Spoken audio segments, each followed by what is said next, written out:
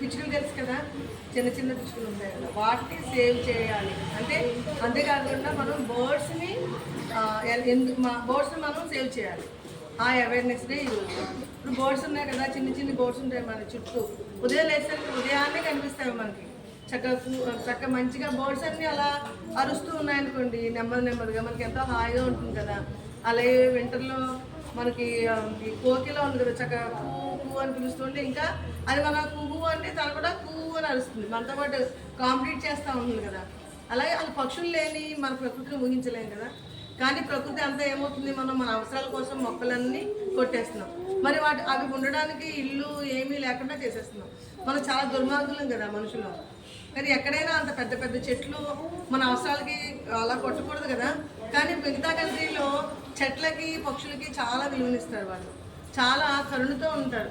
వాళ్ళు మొక్కలైనా కొట్టాల్సి వస్తే ఏం చేస్తారు, దాన్ని రూట్తో సహా దాన్ని అలాగా తీసుకుని వెళ్ళి వేరే చోటు అడ్డు లేని చోట్ల పాతుకుంటారు. అలాగే ఇల్లు కట్టుకోవాలనుకున్న వాళ్ళు అక్కడ చెట్లు ఉంటే కనుక ఆ ఇళ్ళని చెట్టు కొట్టి ఇల్లు కట్టరు. ఆ చెట్టు బెడ్రూమ్లో వస్తే ఆ బెడ్రూమ్లోనే చెట్టు ఉంటుంది, పైన ఉంటుంది చెట్టు, ఆ మొదలు మాత్రం లోపలే ఉంటుంది. ఆ దాన్ని ఏదో కార్డ్బోర్డ్ దాన్ని ఏదో అందంగా తయారు చేసుకుని ఇంట్లో ఒక డెకరేటివ్ ఐటెం లాగా యూజ్ చేసుకుంటారు. అంటే అంత విలువనిస్తారు చెట్లకి. అంటే అవి కూడా మనలాగే ప్రాణంతో ఉన్నాయి. అలాగే మనం పక్షులు కూడా అంత ఇంపార్టెన్స్ ఇవ్వాలి మనం. ఇప్పుడు మామూలు రోజులు అనుకోండి, ఎక్కడో చోట నీళ్లు ఉంటాయి, ఏదైనా వర్షం ఉంటే ఎక్కడైనా కొంచెం నీళ్లు తాగుతాయి కాబట్టి చక్కగా నీళ్లు తాగుతాయి, ఏదో తింటాయి. కానీ ఇప్పుడు వేసవికాలంలో ఎక్కడ నీళ్లు ఉండవు వాటికి. వాటి దాహంతో అవి చచ్చిపోతాయి అన్నమాట. చాలా రకాలైన పక్షులు ఈ వేసవికాలం చాలా చనిపోతాయి. అందుకని మనం ప్రతి ఒక్కళ్ళు కూడా మన స్కూల్లో పెట్టాను చూసారా, అలాగా గింజలు మీరు ఉదయాన్నే మీరు ఎవరు రాని టైంలో వస్తాయి, వచ్చి ఆ పక్షులు చక్కెర వండేసి తీసుకుని వెళ్ళి పట్టుకెళ్ళి తింటాయి అన్నమాట. అలా వాటికి మీకు ఎంత వీలైతే అంత మీ ఇంటి ముందు మీ డాబా దగ్గర ఎక్కడో ప్లేస్లో కొంచెం నీళ్లు అలాగే కొంచెం గింజలు వాటికి పెట్టారనుకోండి, అవి చక్కగా తింటాయి. అవి ఇన్ని గింజలు వేశారనుకోండి, మీరు ఎన్నో రోజులు తింటాయి అవి. అంటే మనం శ్రద్ధ పెట్టం అంతే. అంటే మనతో పాటు చాలా రకాలైన జీవులు మన చుట్టూ ఉన్నాయని మనం గుర్తించాం. ప్రతి ఒక్కళ్ళు ఇలా చేస్తే కనుక సహజంగా ఇలా ఎవరు చేయాలి?